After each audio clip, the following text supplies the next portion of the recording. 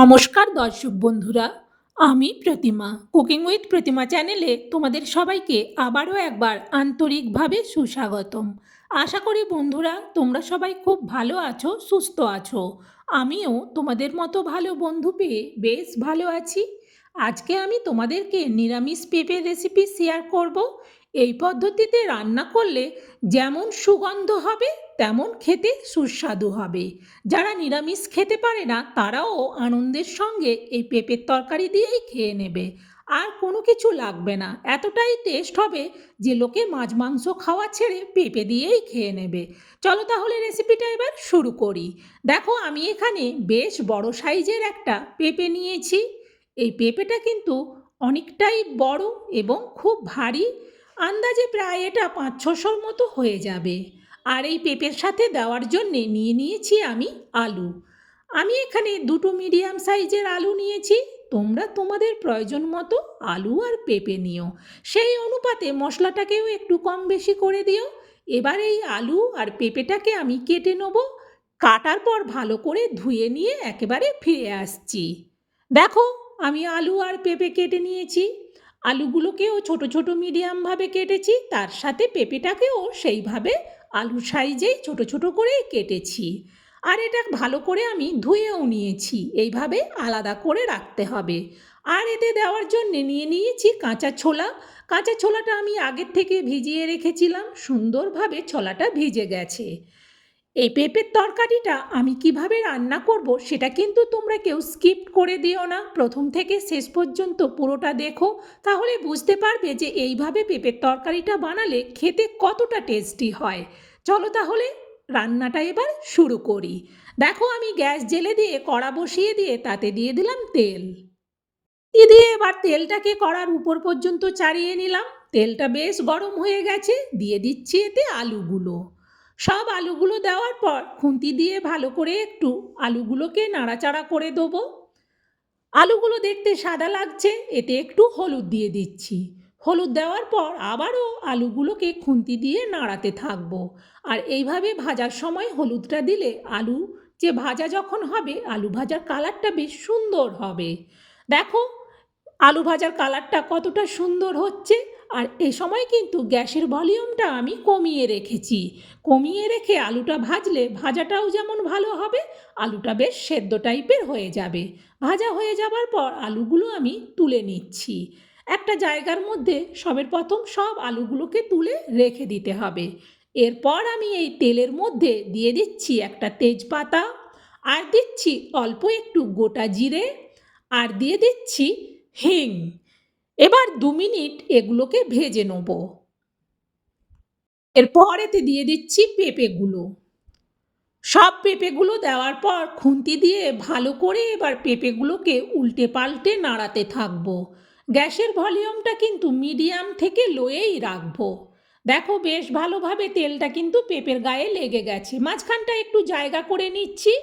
ওই মাঝখানে তেল আছে, ওখানে দিয়ে দিলাম গ্রেট করা আদা, চা চামচের মাপে 1 চামচ। আদাটাকে একটু মাঝখানে তেলের মধ্যে ভেজে নিয়ে ভালো করে এবার খুন্তি দিয়ে পুরো পেঁপেটার মধ্যে মিশিয়ে দেবো। আদাটাও ভাজা হবে আর তার সাথে পেঁপেটাও ভালো করে ভাজা হবে। এইভাবে 2-2.5 মিনিট পেঁপেটাকে আদার সাথে ভেজে নিলাম। এরপর আমি মাঝখানে আরও একটু জায়গা করে নিচ্ছি। জায়গা করে আমি এতে দিয়ে দেবো অল্প কারি পাতা। কারি পাতাটা দিয়ে দিলাম। এবার সুন্দর একটা সেন্ট বেরোচ্ছে এর থেকে। এবার আবারও পেঁপেটাকে খুন্তি দিয়ে নাড়াতে থাকবো। এইভাবে পেঁপের তরকারিতে হিং আর কারি পাতা দিয়েও দুর্দান্ত সেন্ট হয়। দিয়ে দিচ্ছি পরিমাণ মতো লবণ, আর দিচ্ছি অল্প একটু চিনি। খুন্তি দিয়ে আবারও পেঁপেটাকে ভালো করে উল্টে পাল্টে নাড়াতে থাকবো। এরপর আমি এতে দিয়ে দিচ্ছি পরিমাণ মতো হলুদ, আর দিচ্ছি পরিমাণ মতো লঙ্কার গুঁড়ো। খুন্তি দিয়ে আবারও পেঁপেটাকে নাড়াতে থাকবো। লঙ্কাটা যে যেমন ঝাল পছন্দ করো সে সেই অনুযায়ী লঙ্কা দিও, কেউ কম ঝাল খায়, কেউ বেশি ঝাল খায়। বেশ ভালো করে হলুদ আর লঙ্কাটা পেঁপের মধ্যে মিশে গেছে এবং এর থেকে সুন্দর সেন্ট বেরোচ্ছে। মাঝখানে আবার একটু জায়গা করে নিয়ে দিয়ে দিচ্ছি একটা টমেটো পেস্ট। টমেটোটাকে পেস্ট করে দিলে রেসিপিটা কিন্তু সুন্দর হয়। দেখো সুন্দরভাবে টমেটো পেস্টটা মিশে গেছে। টমেটো পেস্টটা দেওয়ার পর পেঁপেটা একটু জল জল ভাব হচ্ছে। একটু ভালো করে একটু নেড়ে দিলাম। নেড়ে দেওয়ার পর এতে আমি দিয়ে দেবো এবার ভেজে রাখা আলুগুলো। আলুগুলো সব একেবারেই দিয়ে দেবো পেঁপের মধ্যে, তাহলে পেঁপে আর আলু একসাথে ভালো করে কষানো হয়ে যাবে। দেখো দেওয়ার পর আলুগুলো আবারও খুন্তি দিয়ে ভালো করে একটু নেড়ে দিলাম। একটু জল জল ভাব হচ্ছে, যতক্ষণ না এই জল জল ভাবটা যাচ্ছে ততক্ষণ কিন্তু পেঁপেটাকে কষাতে হবে। খুন্তি দিয়ে ভালো করে উল্টে পাল্টে গ্যাসের ভলিউমটাকে মিডিয়ামে রেখে আমি ভালো করে কষিয়ে নিলাম। তারপর দিয়ে দিচ্ছি পরিমাণ মতো জল।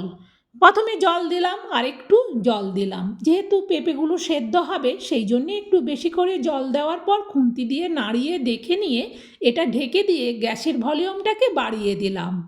ফুটে ওঠার পর আমি কড়ার থেকে ঢাকনাটা সরাচ্ছি। তরকারিটা যেহেতু ফুটে গেছে তাই ঢাকনাটা খুলে খুন্তি দিয়ে একবার ভালো করে নাড়াচাড়া করে এতে দিয়ে দিলাম ভেজিয়ে রাখা কাঁচা ছোলাগুলো।